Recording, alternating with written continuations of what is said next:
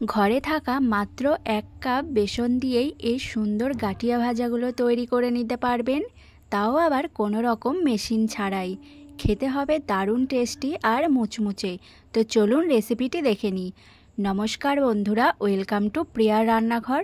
নতুন একটা রেসিপি দেখার জন্য সবাইকে স্বাগত। আজকে তোমাদের সাথে শেয়ার করব মুচমুচে গাঠিয়া ভাজার রেসিপি। তো চলুন দেখে নিই। তো এখানে প্রথমেই আমি নিয়েছি 1 বাটি বেসন। বেসনটা এবার খুব ভালো করে একটু চেলে নিচ্ছি। তো দেখুন খুব সুন্দরভাবে বেসনটা চেলে নিয়েছি। এবার এর মধ্যে দিয়ে দিচ্ছি কালো জিরে আর দিয়ে দিচ্ছি জোয়ান। এগুলো দিলে গাঠিয়া ভাজাগুলো খেতে খুবই ভালো লাগবে। এবার এগুলো খুব ভালো করে মিশিয়ে নিচ্ছি। এবার এখানে আরেকটা বাটি নিয়েছি। এবার এর মধ্যে দিয়ে দিচ্ছি 3 টেবিল চামচ সাদা তেল, আর ওই একই পরিমাণে দিয়ে দিচ্ছি জল, আর দিয়ে দিচ্ছি সামান্য পরিমাণে লবণ আর 2 চিমটি বেকিং সোডা। এইবার এই উপকরণগুলোকে খুব ভালোভাবে মিশিয়ে নিচ্ছি। তো দেখবেন এইভাবে মেশাতে মেশাতে খুব সুন্দর একটা ক্রিমের মতো হয়ে যাবে। আর এই ক্রিমের ব্যাটারটা দিয়েই কিন্তু আমি বেসনটাকে মেখে নেব।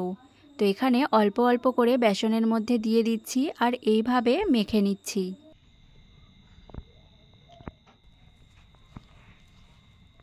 তো এখানে যদি বেসনের ঘনত্বটা একটু ঘন মনে হয় তাহলে সামান্য একটু জল ব্যবহার করা যাবে, আর না হলে তেল আর জলের যে ব্যাটারটা তৈরি করেছিলাম সেটাও তৈরি করে নিতে পারেন। তো এখানে আমার সামান্য পরিমাণে জল লেগেছিল, তাই আমি এখানে জলটাই দিয়েছি। এবার জলটা দিয়ে খুব ভালো করে বেসনটাকে ফেটিয়ে নিতে হবে। আর গাঠিয়া বানানোর জন্য বেসনের ঘনত্বটা কিন্তু ঠিক এমনটাই হবে। তো এখানে বেসনটা কিন্তু একদম রেডি হয়ে গেছে। এখানে একটা জলের বোতল নিয়েছি। এবার এই জলের বোতলের ঢাকনাটাকে আমি ফুটো করে নেব। তার জন্য একটা পেরেককে গরম করে নিয়েছি, আর প্রথমে আমি মাঝখানটায় গোল করে ফুটোটা করে নিয়েছি। এইবার এইভাবে আমি 4টে দাগ দিয়ে দেব। একটু ভালোভাবে খেয়াল করলে বুঝতে পারবেন যে আমি এই ফুটোগুলো ঠিক কিভাবে করেছি। তো দেখুন ঠিক এইভাবেই ফুটোটা করে নিয়েছি।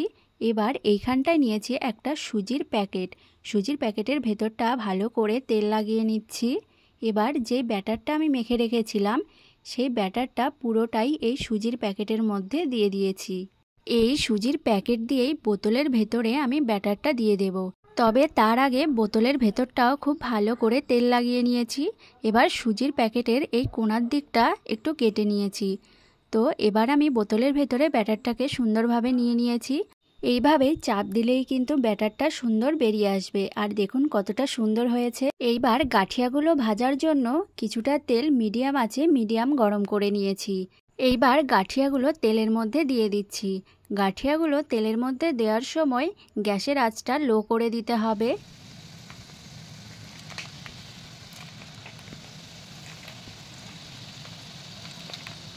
তো এখানে আমি কিছুটা পরিমাণে দিয়ে দিয়েছি। গাঠিয়াগুলো এইভাবে হালকা আঁচে ভাজলে মুচমুচে হবে অনেকটা, আর খাস্তাও হবে, খেতেও অনেক ভালো লাগবে। তো এইভাবে একটু নেড়েচেড়ে উল্টে পাল্টে গাঠিয়াগুলো সুন্দর করে ভেজে নিচ্ছি।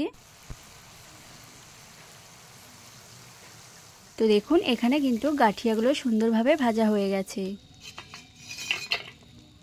বাকি গাঠিয়াগুলো সুন্দরভাবে ভেজে নিচ্ছি। এই গাঠিয়াগুলো দেখুন কতটা সুন্দর বানানো। শুধুমাত্র জলের বোতল দিয়েই কিন্তু এত সুন্দর গাঠিয়াগুলো বানিয়ে নিতে পারবেন।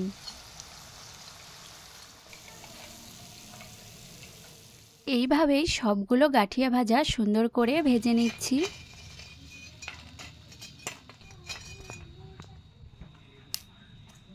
সবগুলো গাঠিয়াই ভেজে নিয়েছি, আর দেখুন কতটা খাস্তা হয়েছে, মুচমুচে হয়েছে।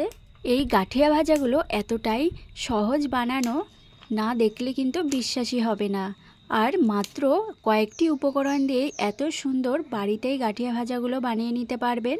বাচ্চারাও খেয়ে খুশি হয়ে যাবে, চায়ের সাথে কিন্তু একদম জমে যাবে।